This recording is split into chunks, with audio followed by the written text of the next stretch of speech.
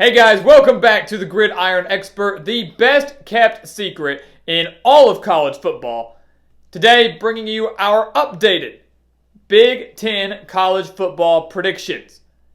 We kicked off our prediction season back in June with the Big Ten Conference and of course predicted all 12 games for those 14 programs, just like we did for every other Power 5 program. But today we're going to give you our updated records based on the Big Ten's new format, which of course is a 10-game conference-only slate beginning on September 3rd. So before we jump into these brand new records and standings, let's take a look at the updated Big Ten schedule going into 2020. So when you take a look at this, guys, the first thing you'll notice is, of course, the season for the Big Ten does begin on September 3rd with a game between Ohio State at Illinois, which I know is a trendy upset pick for many. So they are slated to begin on September 3rd. The very next day, you should have Indiana at Wisconsin. That will be the Friday night game before the majority of the teams play on Saturday. So there is that. We have a bye week on week 13. That is for every single team. And of course, that is placed there just like the Pac-12 did for potential makeup games. If a game has to be postponed or canceled due to a coronavirus outbreak, then that game can be made up in week 13 before the Big Ten championship game. And before we go through the added games and some of the location changes, you need to keep an eye on a few interesting dates here, guys. The biggest, of course, is that Michigan and Ohio State, the game, will not be played in the final week of the season like it has been for decades now. It will now be played on October 24th. When they went through and had to redo the schedule, they were unable to get it to where Michigan and Ohio State could play in the last week of the season. So Michigan will travel to Columbus on October 24th. Of course, the result might not change that much, but the date does make it a little bit more intriguing. You have a big game against Minnesota and Michigan on September 12th. That was a highly anticipated cross-division matchup there. And then Penn State, Ohio State moved a few weeks later than it was originally scheduled. Those two teams slated to play on November 7th. So a couple key dates there, guys. When you look at the added games, Ohio State will now be traveling to Purdue. Penn State will now be traveling to Illinois. Michigan to Northwestern. And Michigan also had a location change. Instead of hosting Indiana, they will now be traveling to the Hoosiers. Indiana will travel to Minnesota and will now also travel to Michigan State. Michigan State will travel to Nebraska and will also now travel to Michigan instead of getting to host the Wolverines. Maryland will go to Iowa, and Rutgers, unfortunately, will go to Wisconsin. All 7 of the East teams, guys, their added games were on the road. And of course, the logistics to that were decided by the Big Ten Conference, by the athletic directors, by the commissioner, trying to find the best way possible to make this as fair as possible for all 14 teams. So those are your added games, guys. A couple other location changes. Wisconsin is now headed to Nebraska, as we mentioned. Nebraska is now headed to Purdue. Remember, the Boilermakers were supposed to travel to Lincoln for the season opener. And now Purdue will now travel, like we said, to Wisconsin. So Purdue at Wisconsin, Nebraska at Purdue, Wisconsin at Nebraska. Those are your schedule changes and location changes for these Big Ten programs, guys. So a very interesting slate here, guys. I think just like the Pac-12, the Big Ten did a solid job in trying to make this schedule as fair as possible. But will it affect any of our predictions that we made many months ago? So let's go ahead and take a look at our updated records for the entire Big Ten. So long story short, guys, this new Big Ten schedule really doesn't change our predictions that much. These conference wins and losses really haven't changed too much from what we originally predicted back in June. But there are a handful of differences, a handful of wins and losses that we added among the 14 teams, and we're going to go through those real quick. But one thing you got to look at here is some of these records, of course, look way worse than they really are. You know, you look at these guys, Illinois 2-8, Purdue 2-8, Maryland, Michigan State, guys like that.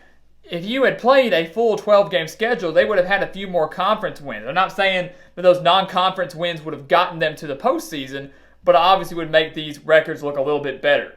Playing an all-conference slate is very, very difficult, guys. It's very, very difficult to have a very strong record if you're playing all-conference games. So that, of course, is something to keep in mind as we work through these updated predictions. We're going to start over here in the East, of course, where we have Ohio State winning the division, just like we had back in June, and, of course, finishing 10-0, undefeated, just like we had back in June. When you look at Ohio State, guys, we said there were only 2 games that we thought they could slip up, and it was Oregon on the road, which is no longer going to be played, and then Penn State in Happy Valley, which is still going to be played, but Penn State did come out and say they can't have fans there. And if you recall, we said if there are no fans in Happy Valley, we like Ohio State. If there were going to be fans there, and quite a bit of them, we might change our mind and go with Penn State. No fans means an Ohio State victory, which means we had them running the table, and they got lucky by drawing Purdue out of the added conference games. Of course, last time they went to Purdue, they did not fare very well, but I think they're going to be able to handle their business just fine here. So Ohio State still going undefeated and winning the East. We've got Penn State right below them at 8-2. We have the Nittany Lions falling to Michigan on the road, and then, of course, Ohio State at home, just like we mentioned. We still had Penn State losing to Michigan back when we started these predictions a few months ago, so that's not a change. We still believe the Wolverines are going to be strong on defense. The key for them is, of course, going to find some stability on the offensive side of the ball. And this game is still slated to be played relatively early in the season.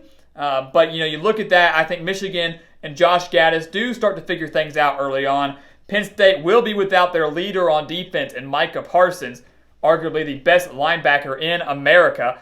And many players are opting out for the NFL draft, thinking this as a lost season. So that's a huge loss for Penn State that maybe a lot of people aren't talking enough about.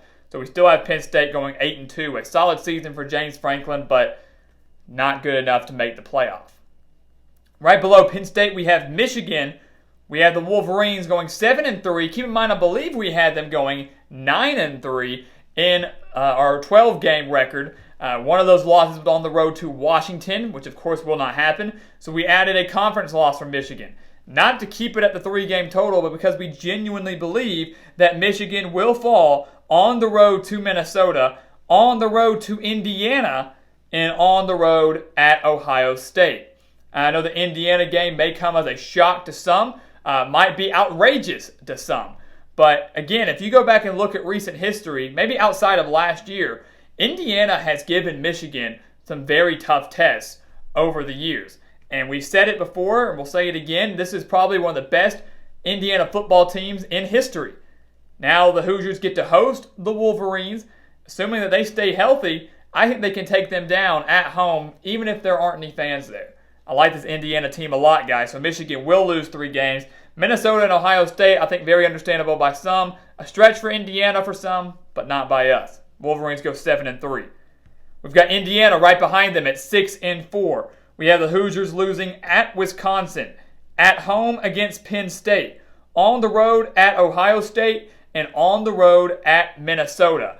The Minnesota game, of course, being that extra game added for the Hoosiers, so a very unfortunate draw for Tom Allen and his squad. But again, I like this Indiana team a lot, guys. 17 returning starters. You've got all your big playmakers returning on the offensive side of the ball. A dangerous quarterback in Michael Penix. Whop Phillier back at wide receiver. If Indiana can play a full season, if we can just get college football, guys, and again, we're putting these out here. There are rumors swirling right now that we might not even have a season. That it might be announced by the end of the week that college football as a whole will be canceled. But again, these predictions are essential. We want to get these out to you, and that's exactly what we're going to do. But if we can have a season, Indiana is in for a very special year. So the Hoosiers, 6-4. And then you see a very major drop-off here. You got your top 4 in the East, and then everybody else. And we'll breeze through it quickly. Maryland, who had a lot of players opt out, including their quarterback in Josh Jackson. We have them going 2-8. The only wins for the Terrapins coming against Michigan State and Rutgers, both at home. Now remember, Talia Tagovailoa, the brother of Tua Tagovailoa, was granted immediate eligibility, which means he will more than likely be the starter for Maryland in 2020. Whether that's a good thing or a bad thing for some, I consider it to be a good thing outside of the fact that he really hasn't had time to learn the system. Maryland could surprise, maybe snag a few more wins in there. But the schedule is very tough for the Terrapins. A lot of players have opted out. Not too many returning starters back. Kind of like a few other teams that we've mentioned and will mention, this almost feels like a lost year for Mike Locksley and his second year with the program. So Maryland 2-8, right behind them Michigan State going 2-8 as well. Wins against Northwestern, which we originally predicted, and Rutgers as well. We also predicted that a few months ago. Once again, Michigan State's one of those programs that already feels like a lost cause. They landed Mel Tucker in February after Mark D'Antonio stepped down. They have pretty much no talent on offense outside of a solid offensive line. They have questions at quarterback. They've had no time to practice, no time to build chemistry. Michigan State will not make a bowl game this year. And I think kind of like the Carl Durrell situation over at Colorado, this is a great opportunity for Mel Tucker to kind of get his feet wet in the Big Ten and to kind of just learn and see what he has within his program and then try to hit the ground running and really try to start building in 2021. And then finally in the East, we have Rutgers 1-9, guys. A lot of people will have Rutgers going 0-10 this season. A lot of people didn't think Rutgers could pull off a conference win. We do, and we think it comes at home against Illinois. And that game is one that we predicted back in June. We predicted that Rutgers would defeat the Fighting Illini way back when, and we're going to stick with it now.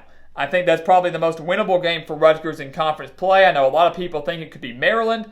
A lot of people think it could be Nebraska. I like the win over Illinois here, guys. Go back and watch our Rutgers and Illinois videos, and we'll explain why. But I don't think Greg Schiano goes winless in year one. I do not think he goes winless in year one, despite it all being conference games.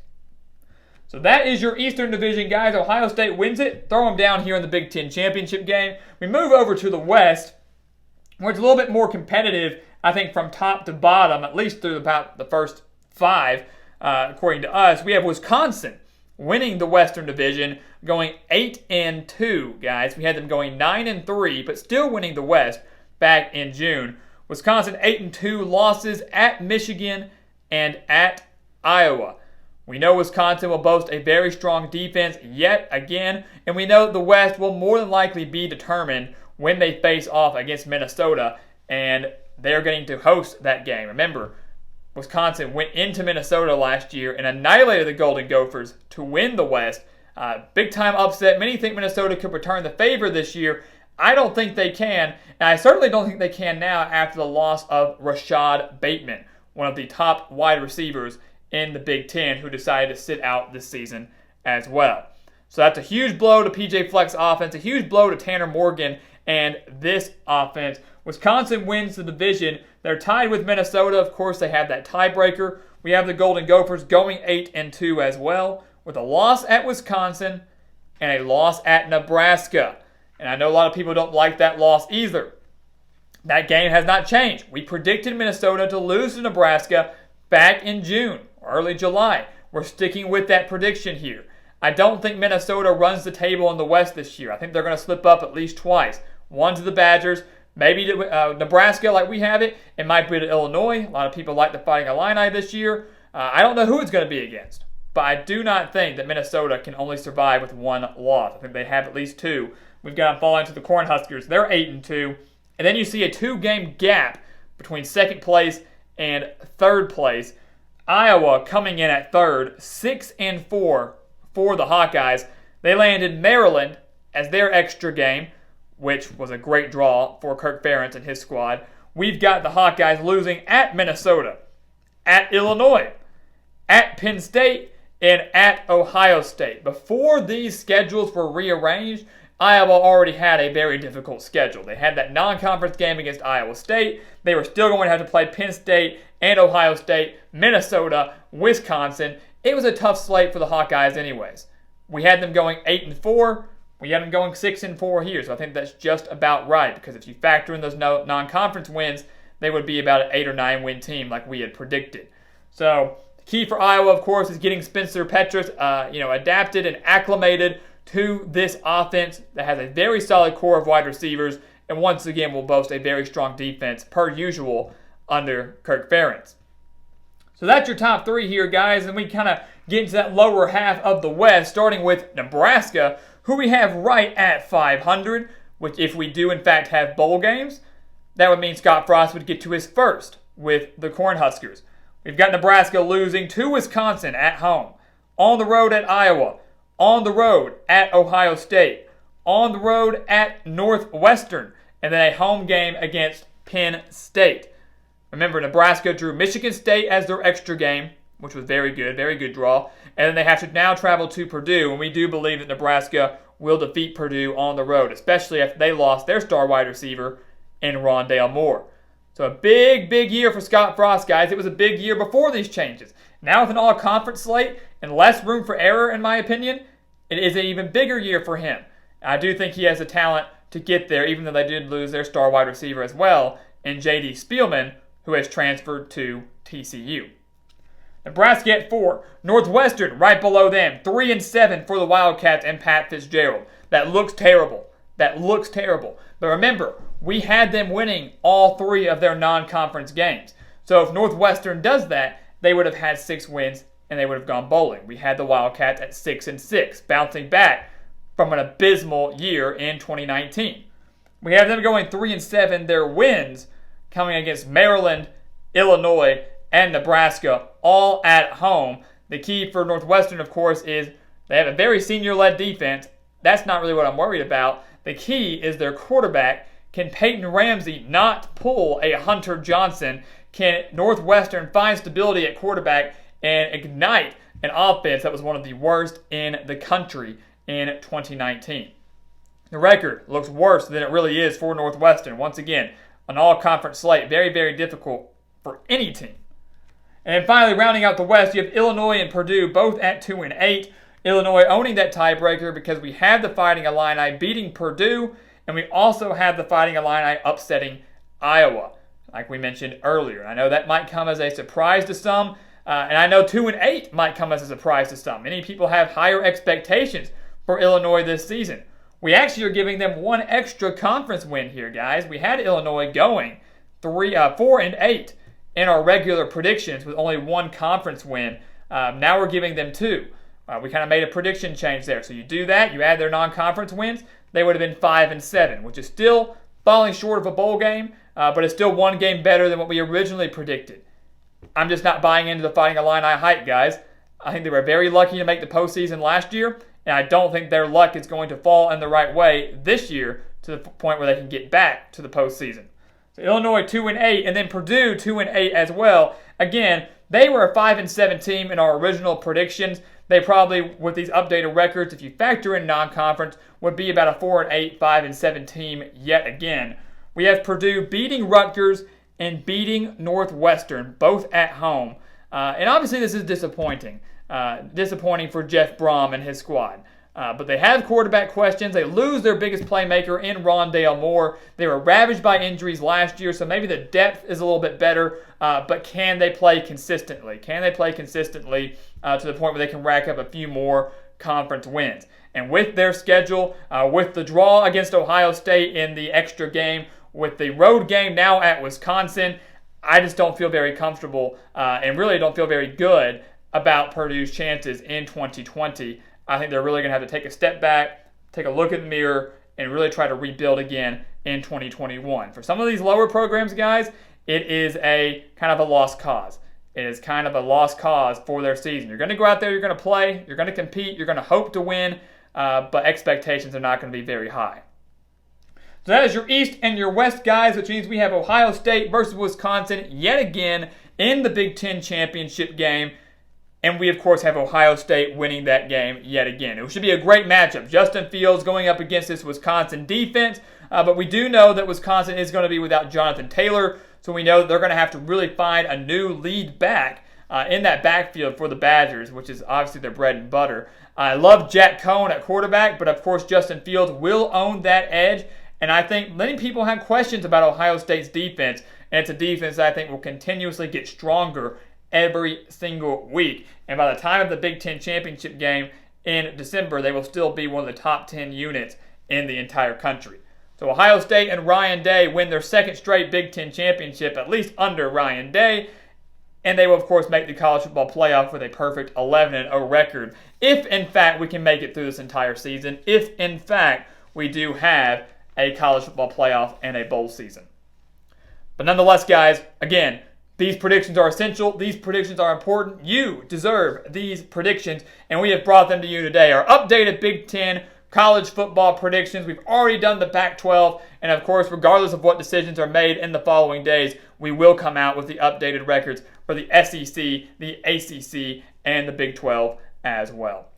So guys, thank you so much for watching us here at the Gridiron Expert on YouTube. Make sure to continue to like, comment, subscribe, and share our videos. And also make sure to check out everything down in the description below, where you can visit our social media pages over on Facebook, Instagram, and Twitter. And also visit our new website, thegridironexpert.com, to sign up for exclusive content and view exclusive content that you will not get anywhere else. And once again, guys, as always, thank you so much for watching, and we will see you next time right here on the Gridiron Expert.